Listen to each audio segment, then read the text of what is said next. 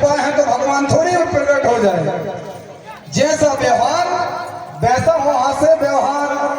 हनुमान जी महाराज आए, ब्राह्मण वेश में है। अब ब्राह्मण को देखकर तो भगवान झुक जाते हैं। सो राम जी महाराज ऐसे खड़े हो गए। अभी हनुमान जी के भीतर के नेत्र नहीं खुले तो तुलसी बाबा कहते हैं, हनुमान जी पूछने लगे, को तुम श्यामल अकोर शरीरा, आप श्याम और गौर वर्ण कौन है? आपका जो वेश लगता है वो तो क्षत्रिय का लगता है, आप क्षत्रिय हैं। चरणों की ओर देखा तो हनुमान जी कहते हैं कि कठिन भूमि कोमल पद गामी, और पवन है तो मना बिचरहु स्वामी। अच्छा, भीतर से निकल गया स्वामी, बात तो अंदर से सही निकली। भूमि कठिन है, पैर कोमल है, आप कैसे इस पर विचरण कर रहे हो? भगवान बोले नहीं है।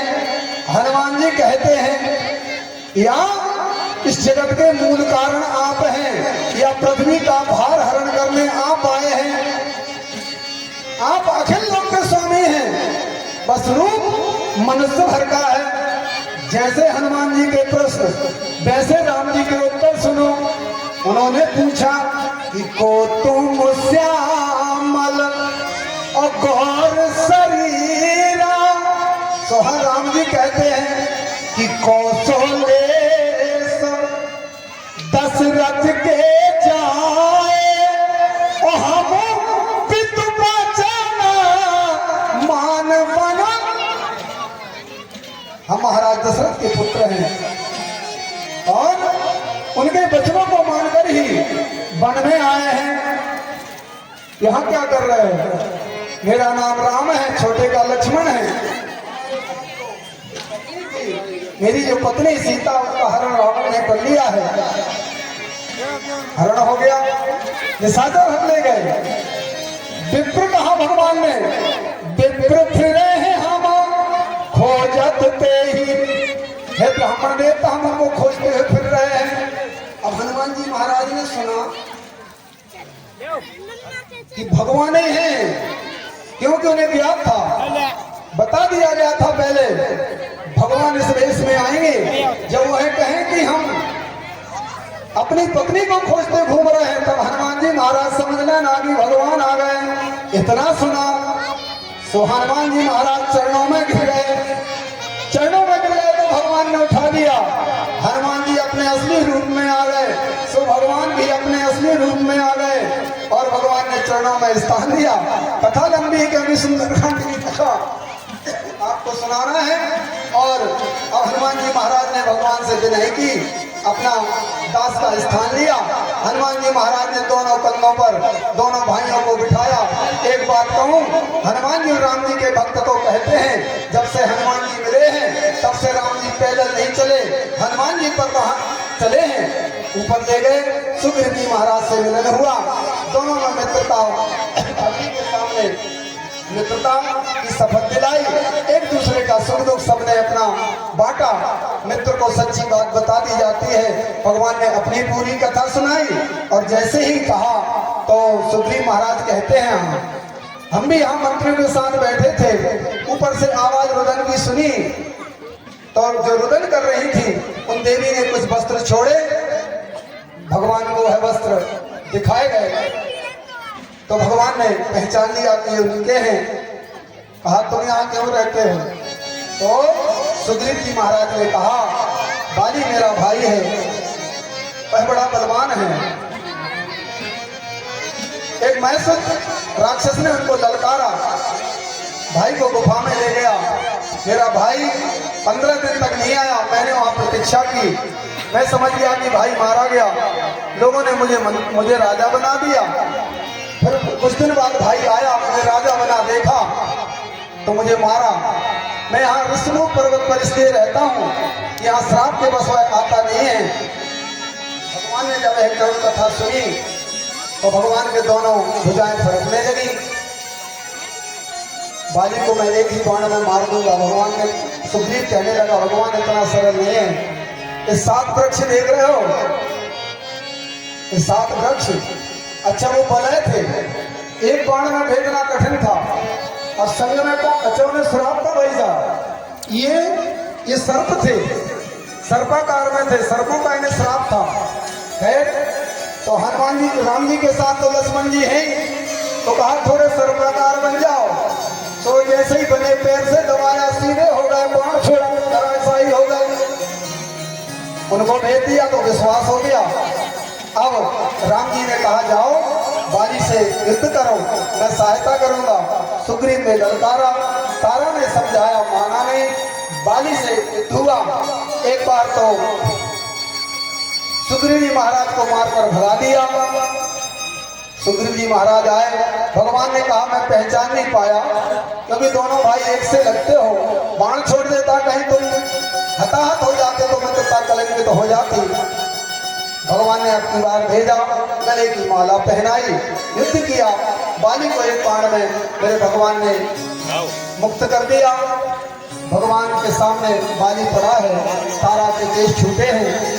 पंच तत्व का ज्ञान तारा अम्बा को दिया। क्षिति जल पावन गगन समीरा, पंच तत्व है रचित से हीरा। माँ को समझाया, बाली को गति दी।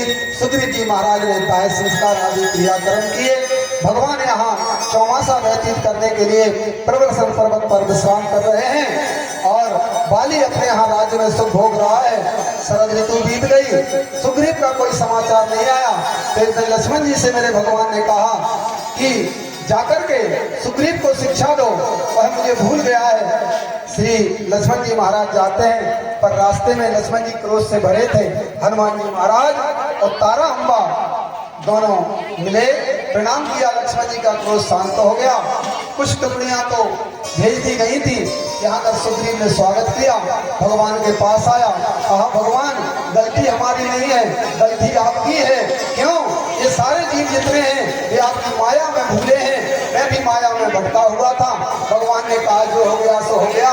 अब 4 दल बनाए गए और चारों दिशाओं में भेजे गए। एक दल के अंगद जी प्रधान हैं, हनुमान जी, जाम्बन जी महाराज, नल्ली इसमें है, और आखिरी में है। जब सब जाने लगे, हनुमान जी ने प्रणाम किया। भगवान ने समझ लिया मेरा काम हनुमान को करना है।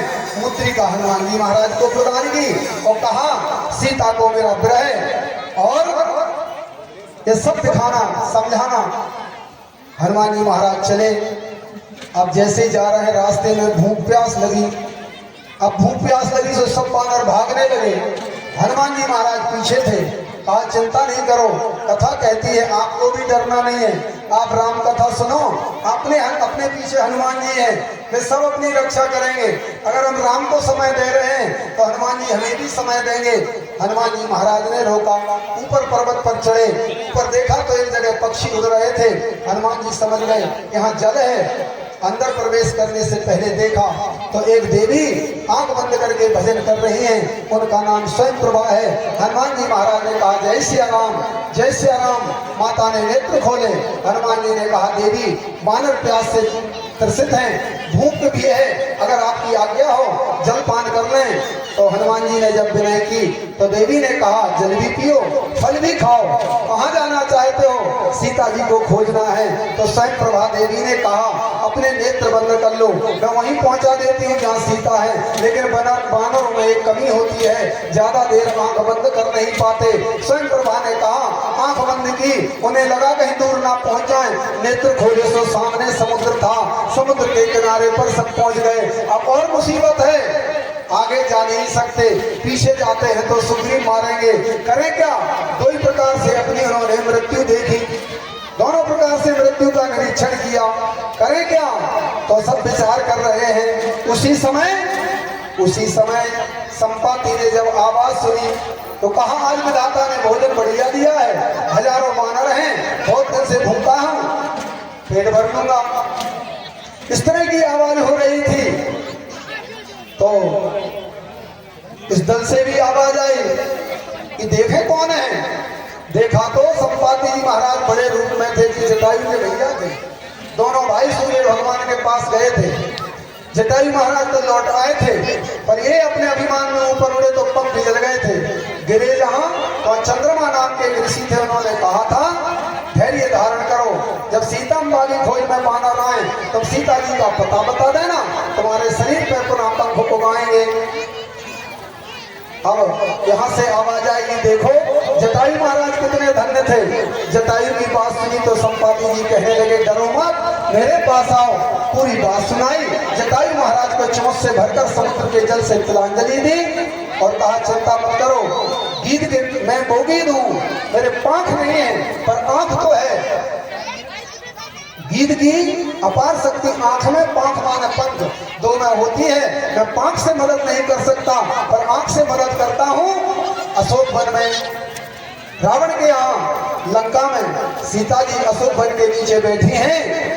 जो इस समुद्र को पार करेगा वो सीता जी का पता लगा पाएगा। सब अपना अपना बल बता रहे हैं, कोई किलोमीटर, 2 किलोमीटर, 5, 10, पर कोई जाने में समर्थ नहीं हुआ। अंगद जी कह रहे हैं मैं जा तो सकता हूं पर आ नहीं सकता, तुम्हें जा, तो फिर ऐसे को जाने भी नहीं देना चाहिए। और जैसे हमारे इस पावन पुनीत कार्यों के आयोजन में मुख्य भूमिका के रूप में आई